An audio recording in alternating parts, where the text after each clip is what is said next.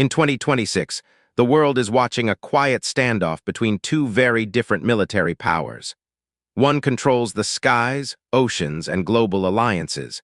The other controls missiles, drones, and its own neighborhood. This isn't about who has more weapons. It's about who's built to last when pressure turns into conflict.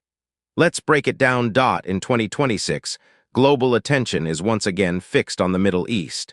Rising tensions have placed the United States and Iran on opposite sides of a growing strategic standoff. A confrontation between the world's most powerful military and one of the region's most resilient forces. But this is not just a story about jets, missiles, or warships. It's about how two very different systems prepare for conflict. One side is built for global dominance, powered by unmatched budgets, advanced technology, and worldwide alliances. The other is engineered for survival, relying on geography, asymmetric tactics, and decades of experience operating under pressure.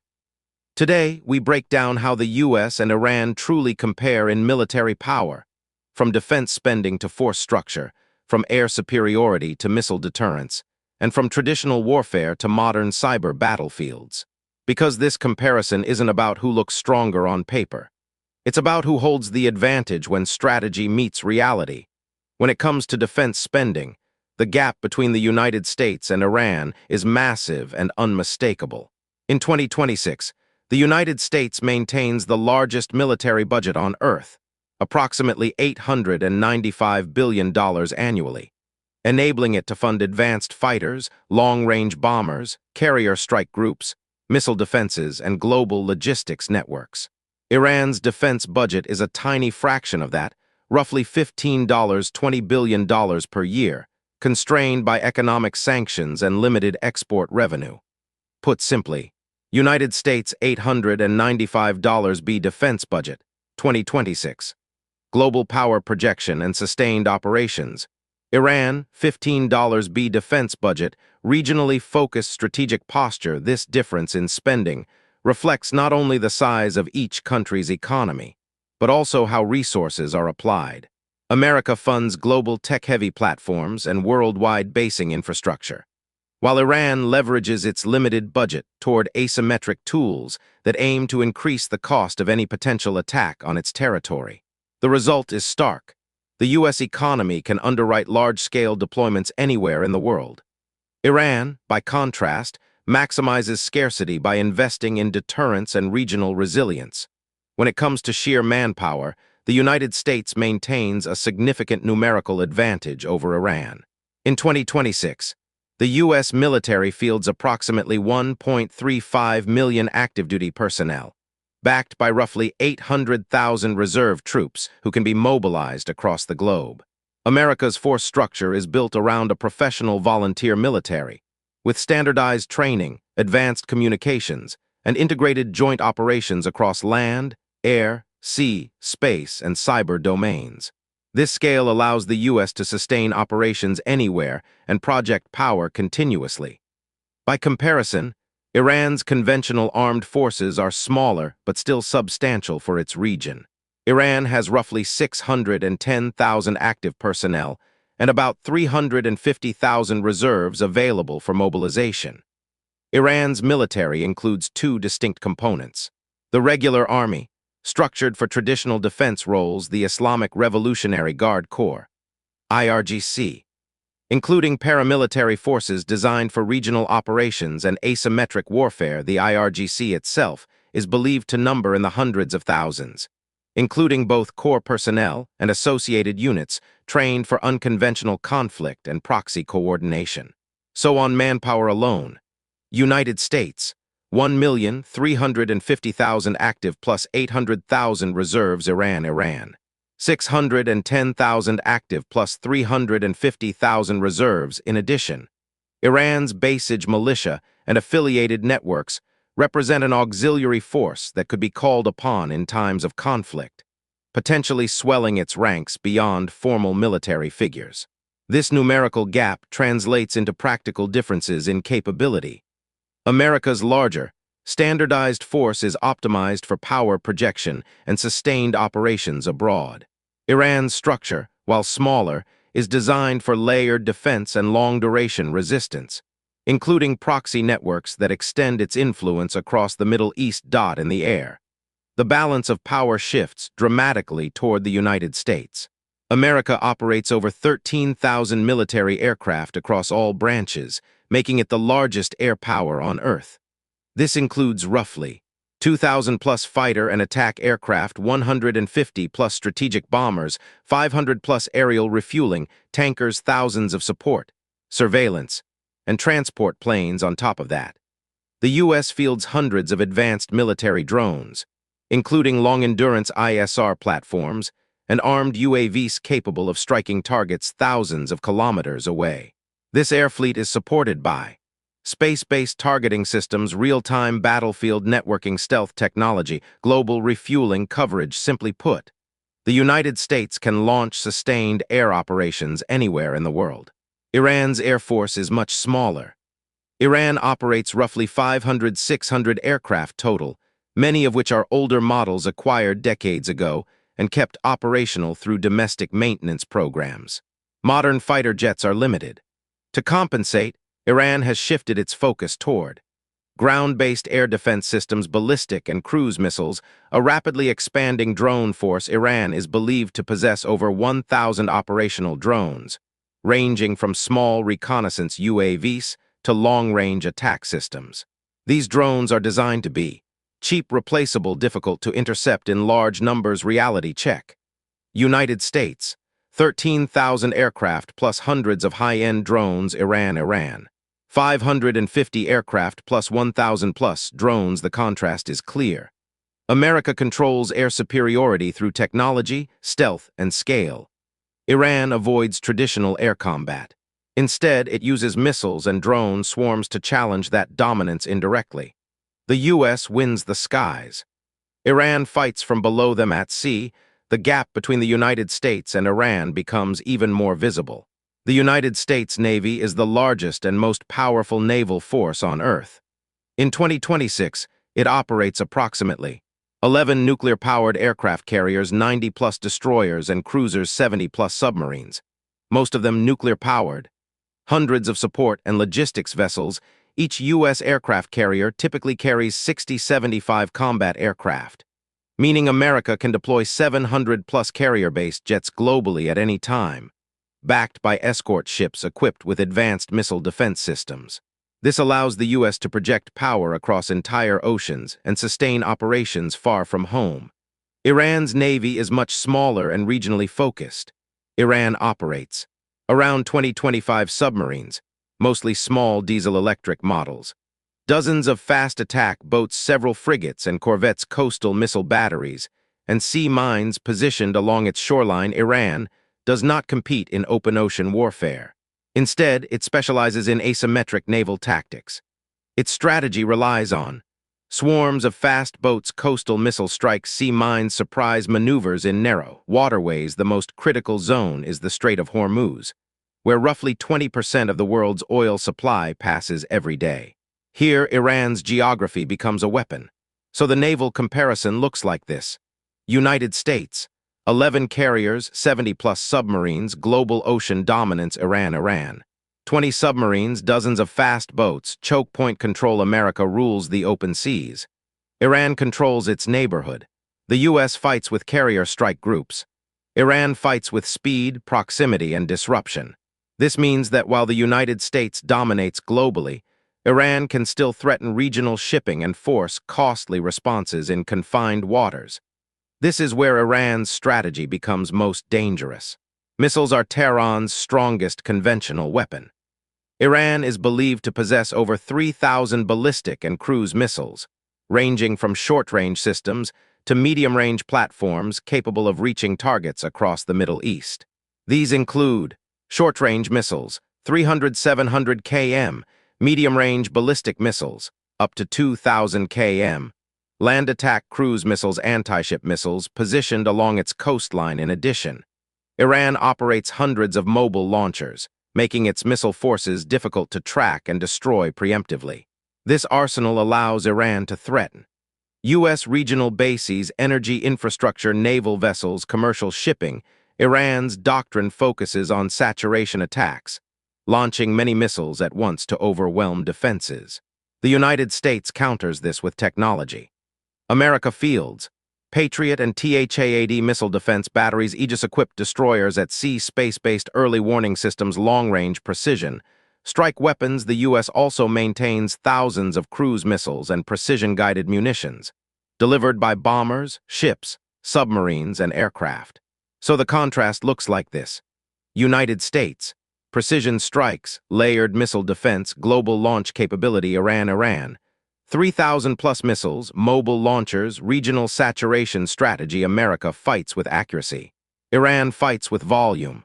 The U.S. aims to neutralize targets surgically. Iran aims to overwhelm defenses through numbers. This creates a dangerous balance. Even with superior technology, the United States must defend dozens of bases and ships. Iran only needs a few missiles to get through to change the political and military equation. That's why Iran's missile force is considered its primary deterrent and its most serious escalation tool. This is where the battlefield quietly changes.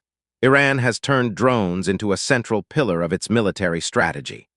By 2026, Iran is believed to operate more than 1,000 military drones, ranging from small reconnaissance UAVs to long-range attack systems capable of carrying explosives or surveillance payloads.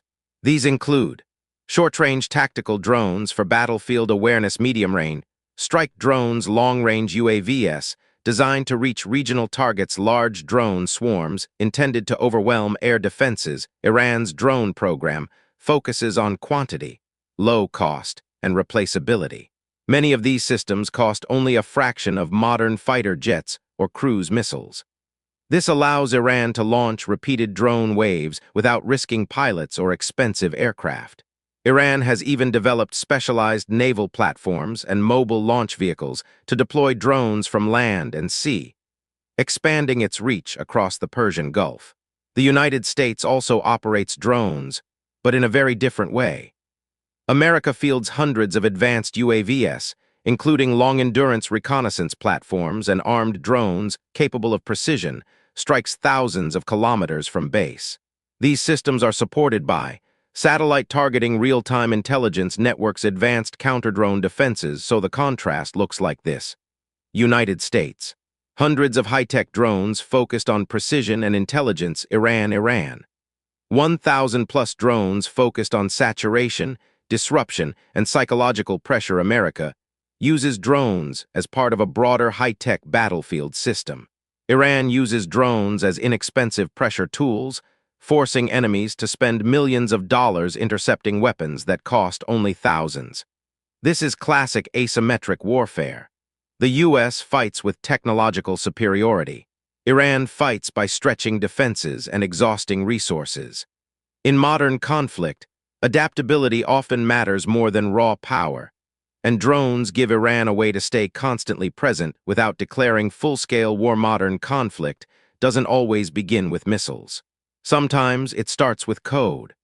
By 2026, the United States operates one of the most advanced cyber forces in the world through U.S. Cyber Command, supported by over 6,000 dedicated cyber personnel and tens of thousands of intelligence specialists across military and civilian agencies. America spends billions of dollars annually on cyber operations, electronic warfare, and digital defense. Its capabilities include global network surveillance, offensive cyber tools, satellite-linked electronic warfare systems, signal interception aircraft, and ships, battlefield jamming platforms. These systems allow the U.S. to disrupt enemy communications, blind radar networks, disable command centers, protect its own digital infrastructure worldwide. Iran operates on a much smaller budget, but has built a surprisingly aggressive cyber posture.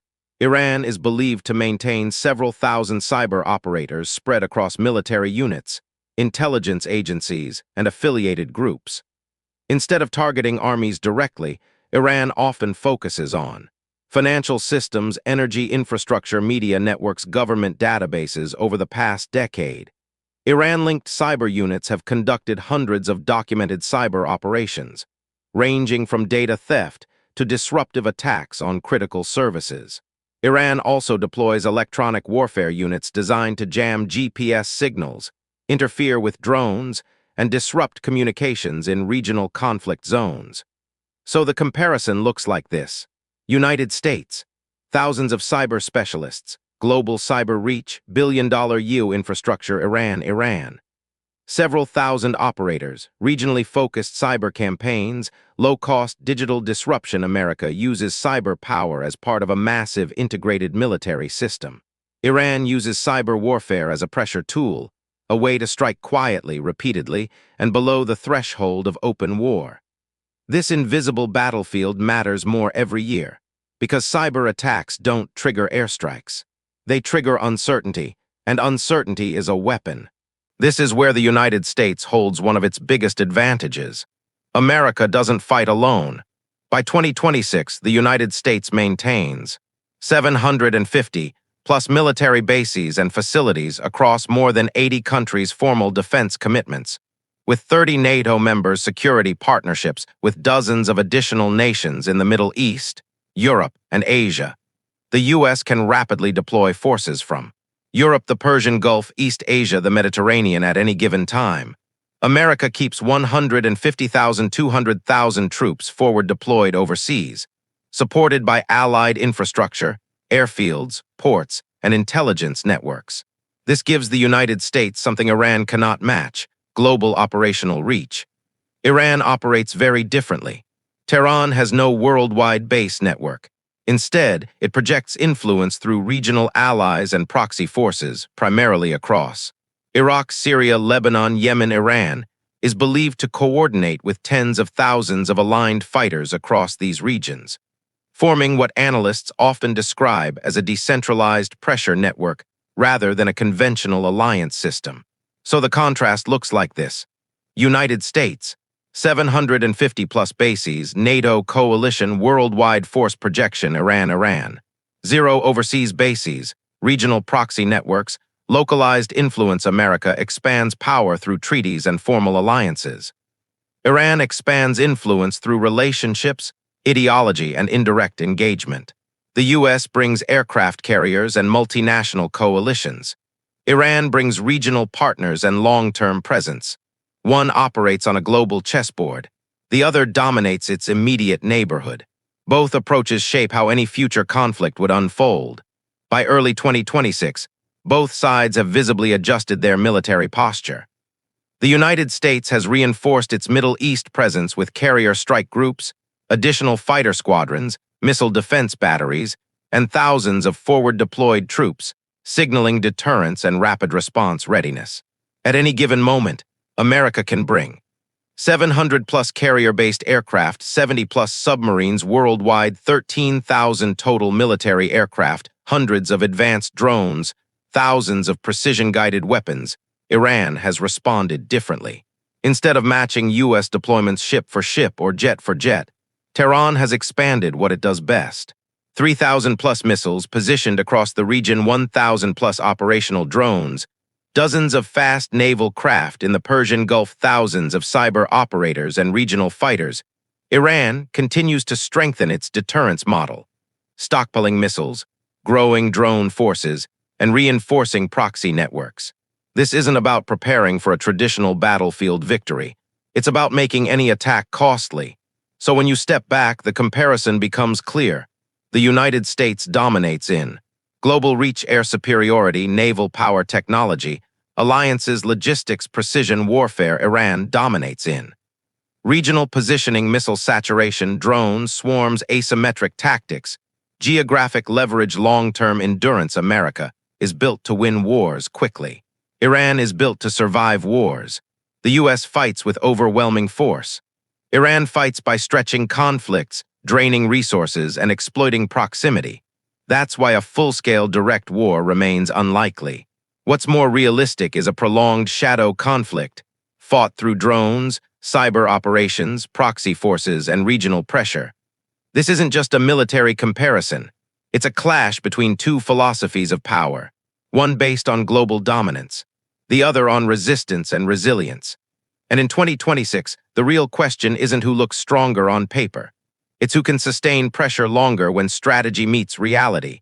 If you found this breakdown useful, There's much more behind how modern conflicts are evolving, from drone warfare to cyber battles and shifting alliances.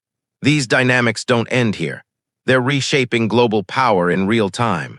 So if you want to understand what comes next, not through headlines, but through calm analysis, stay with the channel. Because every conflict tells a bigger story. And we're just getting started.